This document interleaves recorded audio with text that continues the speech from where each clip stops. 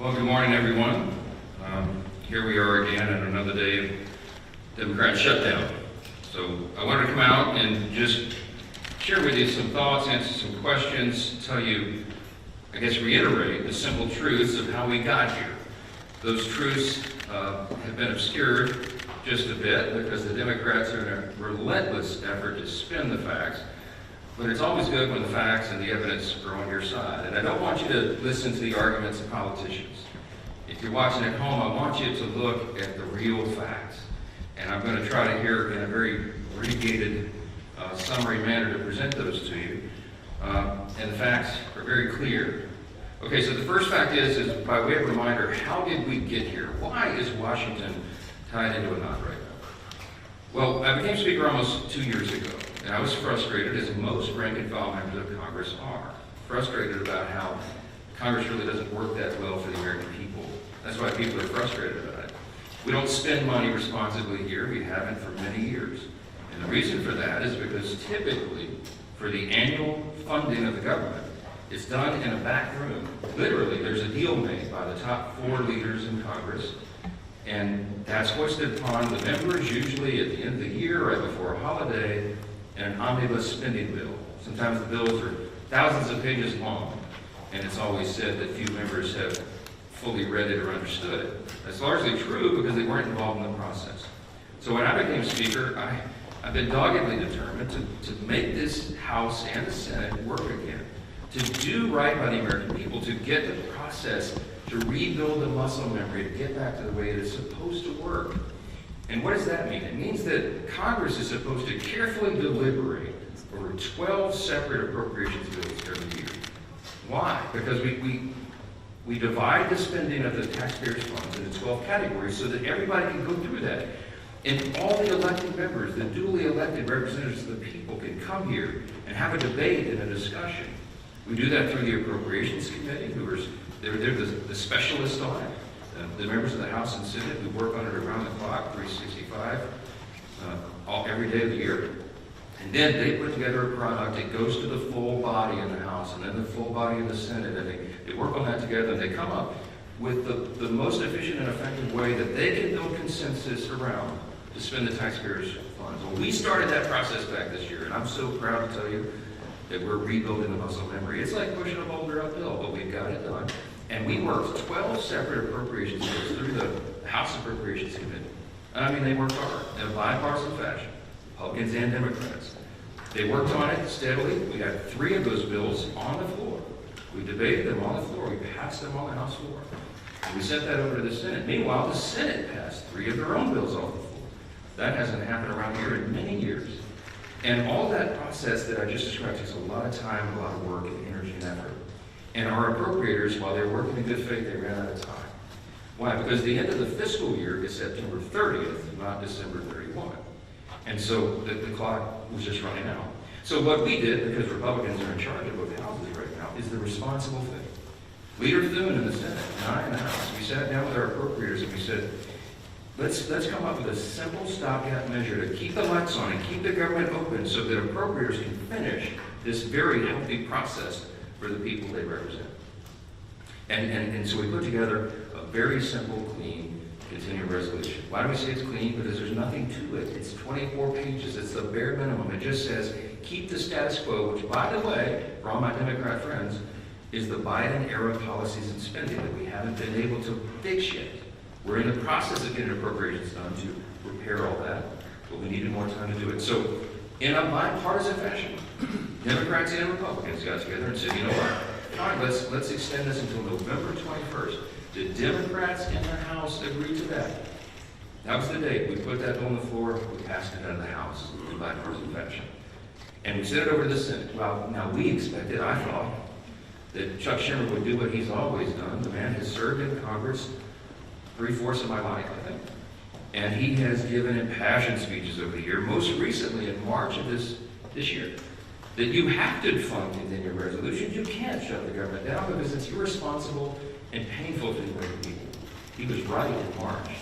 He is not right today, which leads me to fact number 2. Fact number 1 was how we got here. Fact number 2 is why are we in this mess? Why did Chuck Schumer change his tune And why is he now saying exactly the opposite of what he said 6 months ago? A picture's worth 10,000 words, okay? This is a copy of the Washington Examiner. Zoom in on that, all right? You can't see this at home. I just had this on my desk in a big stack. I found it. This is March. This is published March of 2025, March 26th exactly. There's a picture of Chuck Schumer looking very upset, very angry, walking out with a box, and all the House Democrats depicted their character, saying that he's an enemy of democracy. Why is he an enemy of democracy?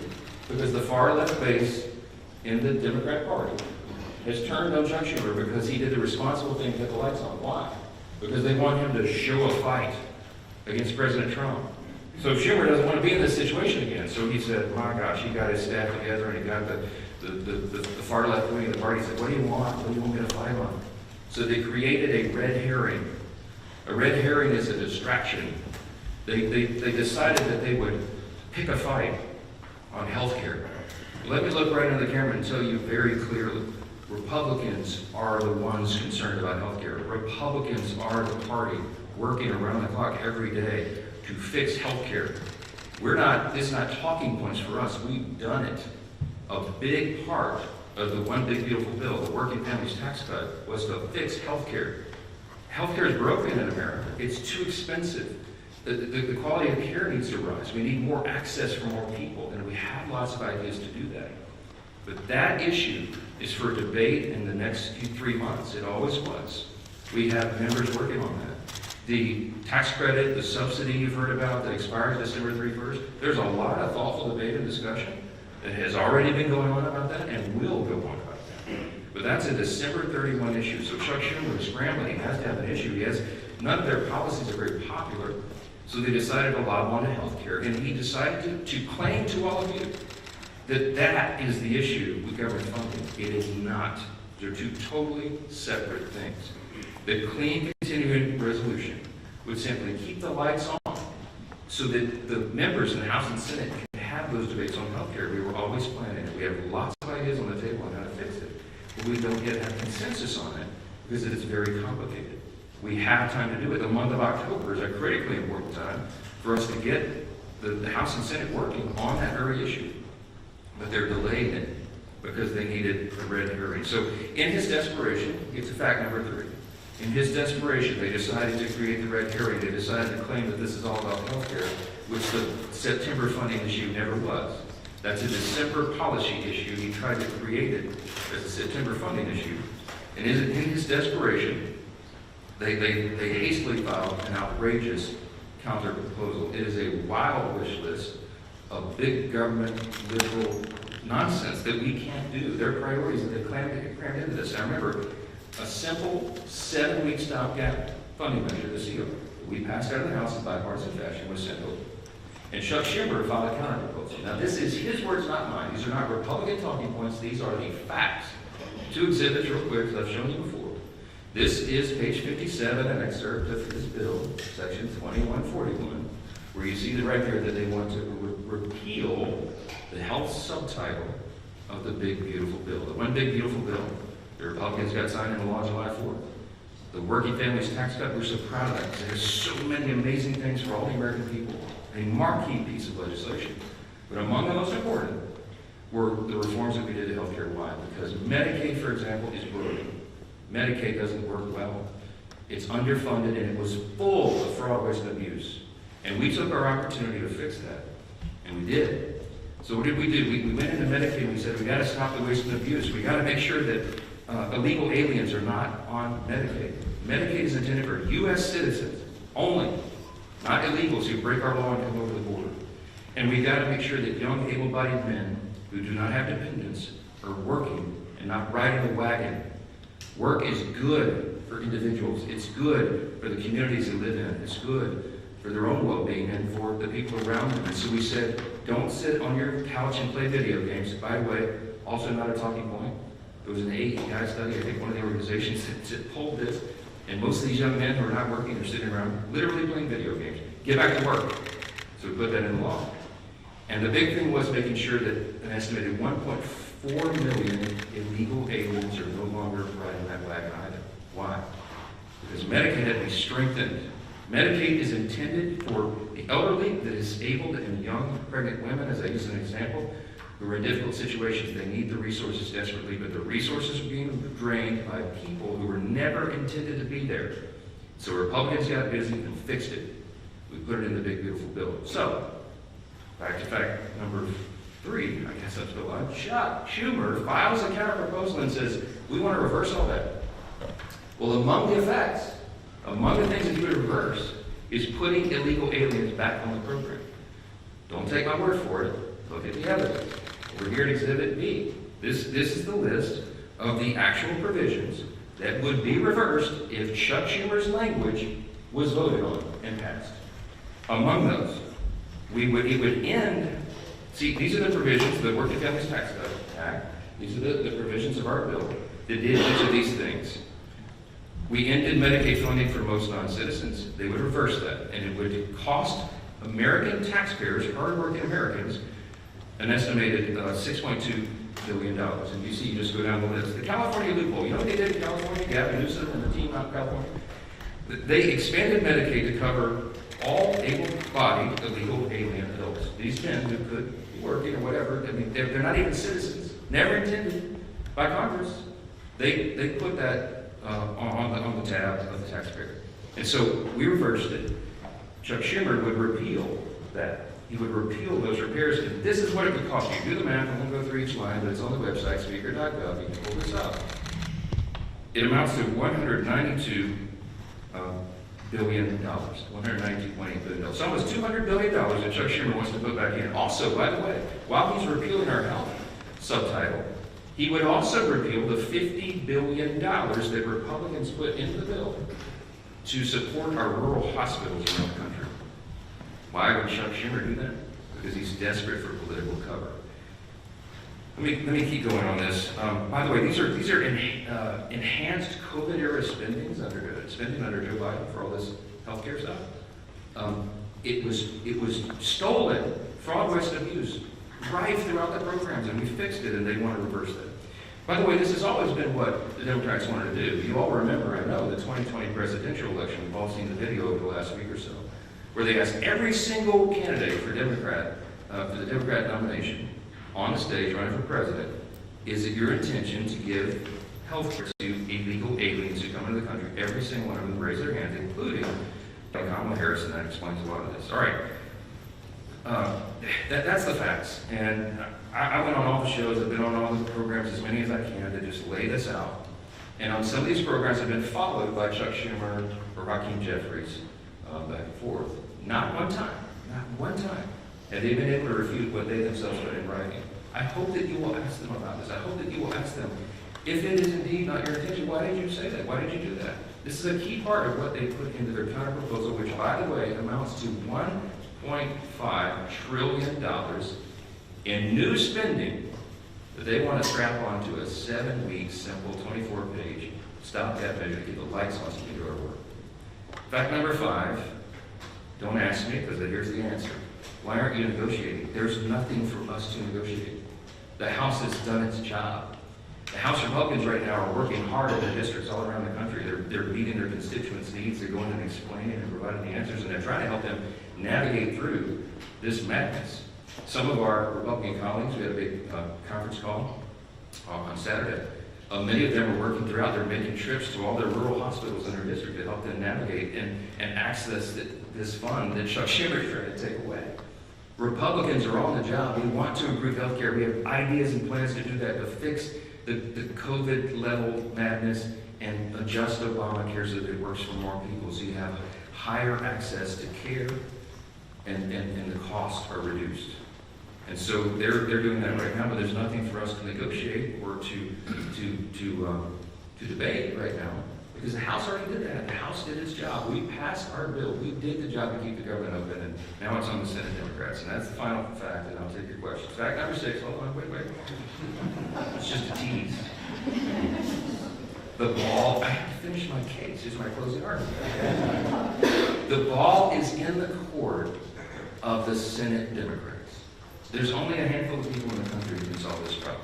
There's 47 Democrats. Well, 46 and one who caucuses independent, I think. I lose track. But there's about 47 of them that caucus together as Democrats, okay? Here's the problem, remembering from civics. We don't have enough Republican votes to fix this. Because it takes 60 votes in the Senate to break this impasse, to open the government. There's only 53 Republicans in the Senate. We need some Democrats to be thoughtful and responsible and do the right thing. Because why? Because real people are being hurt in all these political games. As Chuck Schumer is trying to cover himself and not have another series of articles like this, okay? That's why this is happening. There's a trend in New York that Chuck Schumer represents of electing Marxists. They're about to elect an actual Marxist as the mayor of New York City, the once cradle of capitalism, the largest city in America. It's stunning. And I think it's stunning to Chuck Schumer too, because while he's a far-left politician, he's not nearly as far-left as these guys, as they want him to be. And so he's trying to find political cover, and in doing that, he's hurting real American people. Who's being hurt? Women, infants, and children on their nutritional programs that are now stalled. Veterans' health services that they desperately need and demand. Go down the list. We've got our troops, Border Patrol agents, TSA agents serving, trying to protect America without pay right now. Half the federal civilian workforce is effectively laid off right now, furloughed. They can't go to work. They don't have the money.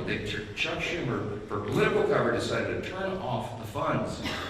And real people are getting hurt. FEMA services, I keep saying this, because I live in a hurricane state. We're in the middle of hurricane season, and flood insurance policies cannot be renewed or purchased right now because Chuck Schumer's playing political games. This is real pain for real people. I can go on. There are articles written in the last 2 days. Some of your outlets wrote about low-income Medicaid or Medicare recipients, for example, who have been able to receive health care at home because we expanded that through telehealth and all that. All that is shut down. Yet people with autoimmune deficiencies who are also disabled, they cannot go visit the doctor's office. So thankfully, mercifully, they've been able to be treated at home. But all that just stopped. So people are canceling their health appointments with their physicians. It is vitally important for them to stay alive because Democrats over here are playing games. We have one plea and one plea alone. We need a handful of Democrats to stop the madness, reopen the government, so that we can get to these critical debates about the year-end policy decisions with regard to the further reforms to health care. Plain and simple, that's where we are. That's the facts, and everybody can draw their own conclusions. Don't listen to the words of politicians. Look at the actual evidence and the facts. And I think the case is very clear. Yes, sir, because you're standing up. Go ahead. Jeffrey just challenged you to a debate on the House floor today. Do you see yourself debating him, or would you? When the poll says that about 13% of the people approve of your messaging, then you make desperate pleas for attention, and that's what Hakeem Jeffries has done. Look, my friend Hakeem had his shot. We debated all this on the House floor, as you know, before we passed our bill. He spoke for 7 or 8 minutes. He had all of his colleagues lined up. They gave it their best shot. They argued and they stomped their feet and screamed at us and all that. And still, we passed the bill in bipartisan fashion and sent it over to the Senate. The House has done its job. I'm not going to let Hakeem try to pretend that he's theatrics. I mean, this is a Chuck Schumer decision. The ball is in the Senate's court now. The House has done this. We don't need to waste time on that nonsense. Those debates have been had. Colleague's a friend, and I mean, Hakeem is a friend and a colleague. I respect him, but we all know what he's trying to do there. Yes, Speaker, so are you just out until the Senate votes for the CR? I'm anxious to get my folks back. And look, I want to bring the House back into session and get back to work, but we can't do it until they turn the lights back on. We need Chuck Schumer to reopen the government, and as soon as he does that, we'll bring everybody back here. Yes, back right. Yes, sir. Secretary, why not call the House back in session? Because with respect to what we said at the start about the parties passing funding bills, there are still 9 funding bills to pass in the House. Yeah, well, we remember, we passed them through the House committee, they're out of committee, and we'll get them on the floor. And the appropriators have been working, and they are working as we speak, on trying to figure out which packages of bills we can move to the floor next. And there's some really good discussion that's been had. I myself have spoken to Democrat appropriators on the other side about these things and our commitments to move that and do it. I'll tell you, I mean, this is not some sort of confidential thing. I had I think a fruitful discussion with Senator Patty Murray about 2 days ago, a day or so ago. And I told her it is my full intention that if we break this impasse and we put these bills together, we have 3 of them in conference committee right now. Whatever the conference committee comes up with, I will put on the floor. I'm ready to go. But we've got to open government up so that they can move to that next level, so that Congress committee can get that work done. That is small D democracy at its best. You get R's and D's, everybody in the room, and they hash it out, and whatever that final product is, we will move through the process. So we need to build government to do that. Yes, sir. Mr. Speaker, I know your contention is that the state subsidies don't end until the end of this calendar year. Do you disagree with the Democrats' position that these insurance companies are setting their premium rates now, and that people are going to have to make open enrollment decisions in the very near future? Yes, Is so- part of so- the reason that you have to have this discussion now? Yeah, they've been saying that some of the insurance companies will be sending out notices in early November.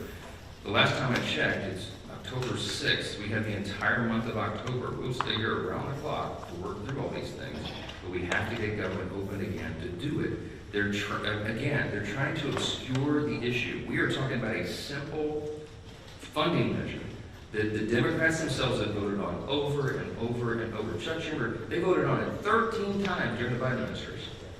This is the exact same thing that was on the floor in March when Chuck Schumer, I should have brought his video and let him give you the speech. Why it was so important to pass it.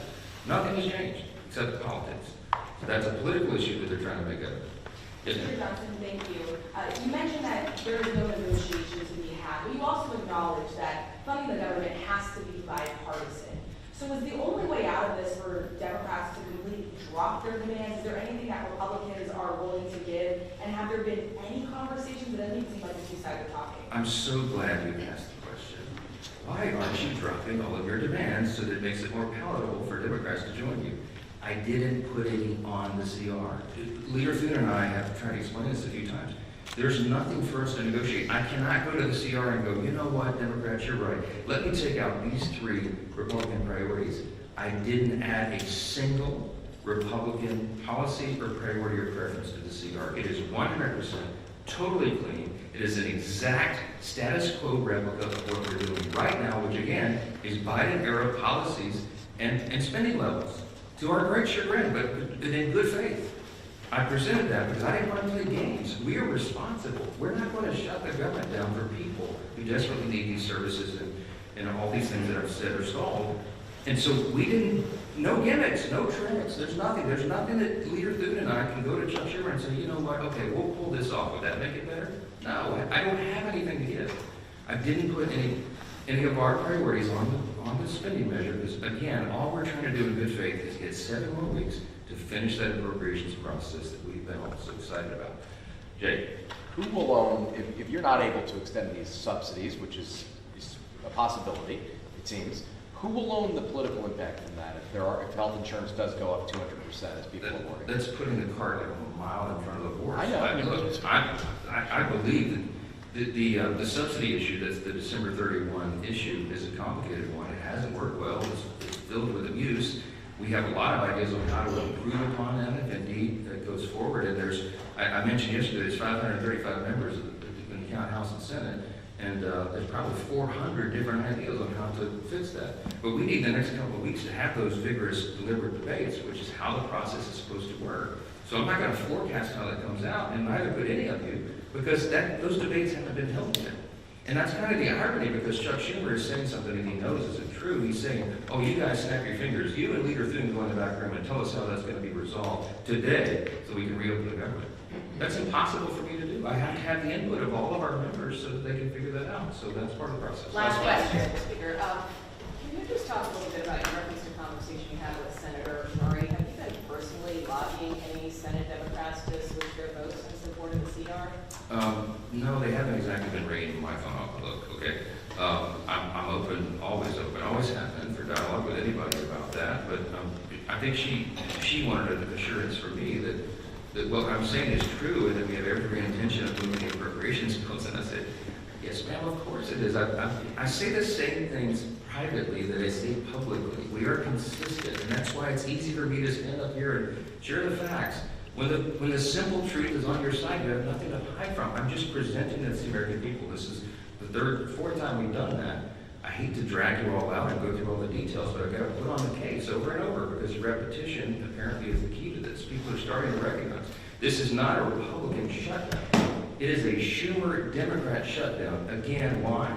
Because they needed political cover. It's shameless. It is sad. Real people are hurting, and it needs to end. They'll have another opportunity this evening, and I sure pray, I hope you all will, that a handful of additional common sense people on the Democrat side will change their votes, reopen the government, so we can get back to all these issues as we desperately want to do. Thank you all so much for being here. Thank you.